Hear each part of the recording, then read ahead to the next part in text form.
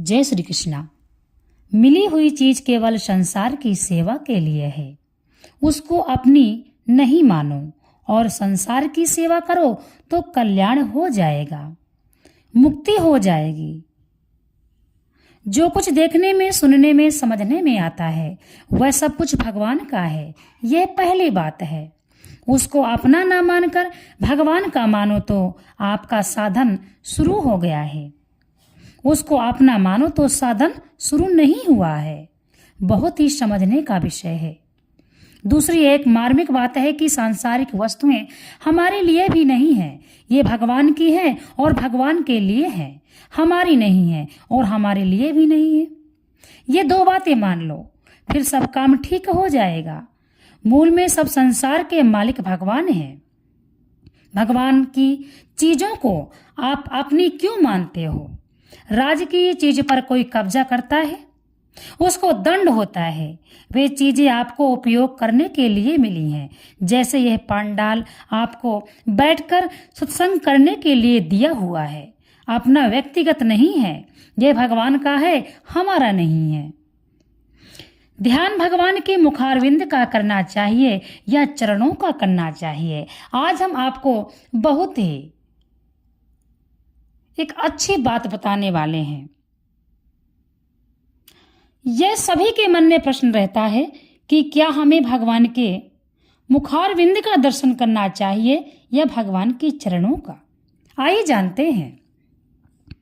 भगवान के अनुसार अलग अलग ध्यान योग, अगर भगवान में पुत्र भाव हो तो मुख का ध्यान अपने आप होगा। आप देखिए कितना समझने का विषय है। आप अभी इस बात को स्पष्ट कर सकते हैं। अगर भगवान में पुत्र भाव हो तो मुख का ध्यान अपने आप होगा। अगर दास्य भाव हो तो चरणों का ध्यान होगा ही। आपको भगवान का मुख अच्छा लगता है या चरण अच्छे लगते हैं? अगर मुख अच्छा लगे तो पुत्र भाव है, अगर चरण अच्छे लगे तो दास्य भक्ति है। चरणों का ध्यान करना सबसे बढ़िया है। चरणों में विष्णु भगवान विराजते हैं। सब कुछ भगवान का है और सब कुछ भगवान ही है। ये दो बातें हैं या एक बात है? दो बातें हैं तो इनमें क्या अंतर है? सब कुछ भगवान का है, यह पहली सीढ़ी है। दूसरी सीढ़ी है सब कुछ भगवान ही है। इसके आगे है एक भगवान के सिवाय सब कुछ हुआ ही नहीं।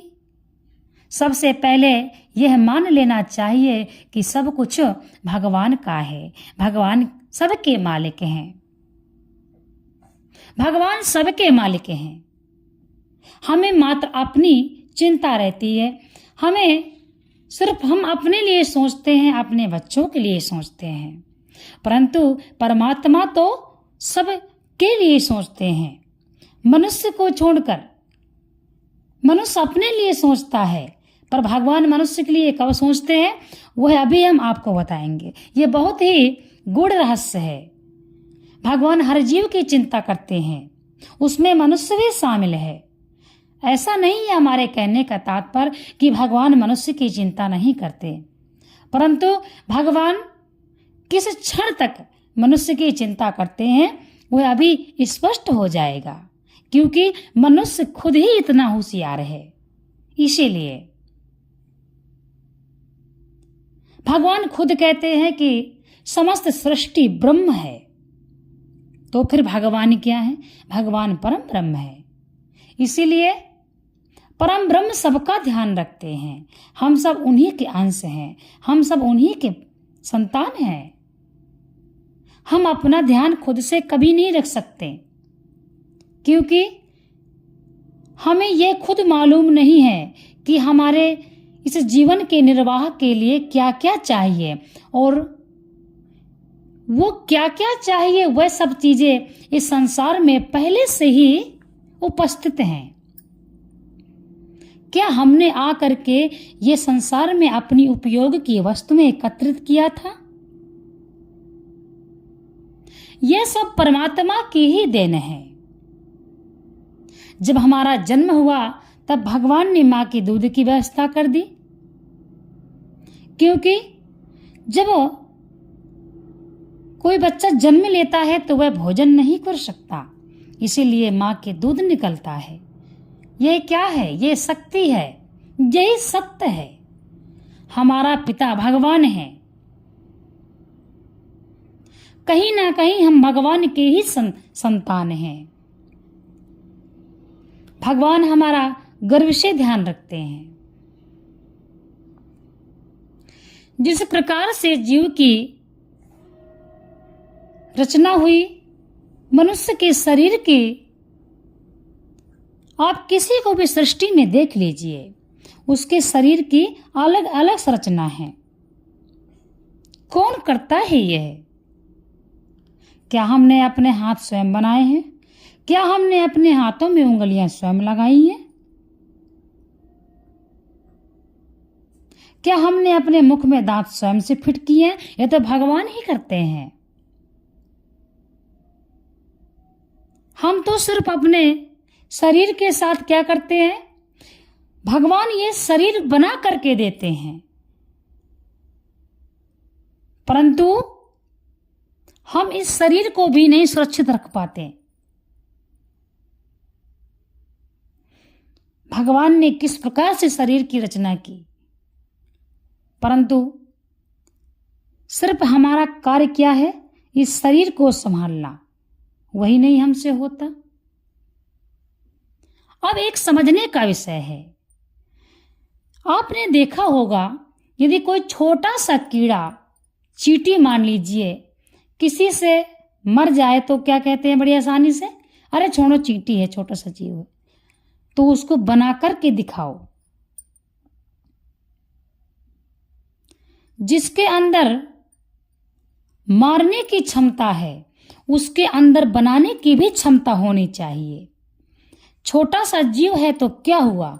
उस छोटे से जीव के भी पैर थे, मुख था, हाथ थे, पेट था, हर अंग था। तो जिस तरह भगवान ने मनुष्य को गढ़ा, उसी तरह भगवान ने हर जीव को गढ़ा। हम सोते हैं, जीव सोता है। हम खाते हैं, हर जीव खाता है। हमारे अंदर डर की भावना है, जीव के अंदर भी डर की भावना है। वो कैसे? मान लीजिए एक छोटा सा जीव, आप चींटी ही ले लीजिए, यदि वह जा रही है रास्ते से और आपने उस चींटी को या किसी भी छोटे जीव को टच करेंगे तो वह बहुत जल्दी रफ्तार में भागेगा। क्यों भागता है? क्योंकि वह डर जाता है। तो चाहे छोटा सा जीव हो, चाहे बड़ा सा जीव हो, उसमें कोई अंतर नहीं है।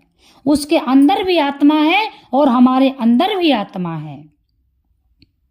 तो चाहे हमसे छोटे से जीव की हत्या हो या बड़े जीव की हत्या हो, हमको पाप उतना ही लगेगा। ऐसा कभी नहीं सोचना चाहिए कि हम छोटे से जीव के साथ खिलवाड़ करते हैं तो ये कुछ नहीं, छोटी सी चींटी है, क्या हो गया। मानते हैं हम रास्ते में चलते हैं, हमसे कई पाप होते हैं। छोटे छोटे सूक्ष्म जीव हम नहीं देख पाते हैं और हमसे हत्याएं हो जाती हैं। इसीलिए हम भगवान से प्रार्थना हमें करना चाहिए कि भगवान, हे प्रभु, जाने अनजाने में यदि मेरे से कोई किसी जीव की हानि हो गई हो, प्रभु मुझे माफ करे। इसीलिए मनुष्य व्रत करे, उपवास करे एवं भगवान की भक्ति करे।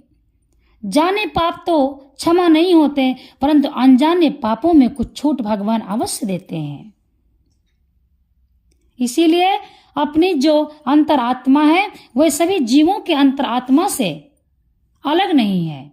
जिस प्रकार से हमारी आत्मा है, उसी प्रकार से हर जीव की आत्मा है, चाहे वह छोटा जीव हो, चाहे वह बड़ा जीव हो। यह विकल्प ही नहीं है, यह सोचने का ऑप्शन ही नहीं है। आत्मा सब जीव के अंदर है और आत्मा ही परमात्मा है, तो हर जीव के अंदर परमात्मा है। इसलिए हर जीव का सम्मान होना चाहिए। किसी छोटे असहाय जीव को परेशान नहीं करना चाहिए। ऐसा हमें श्रीमद् भागवत गीता से समझने का अच्छी प्रकार से मिलता है। श्रीमद् भागवत गीता उठाइए और पढ़िए। कर्मों का सिद्धांत समझिए। आखिर क्या है हमारे कर्मों का सिद्धांत? हमें किस प्रकार के कर्म करने चाहिए? हम यहाँ पर क्यों हैं? कैसे हैं? किस लिए आए हैं? और हम यहाँ पर क्या कर रहे हैं? अपनी भूमिका समझिए। मैं कौन हूं? आप यह सोच लीजिए, मैं कौन हूं? हम तो खुद को भी नहीं जानते हैं कि हम कौन हैं, तो हम दूसरों को क्या जाने? हम क्यों विकल्प करते हैं, यह छोटा है वह बड़ा है।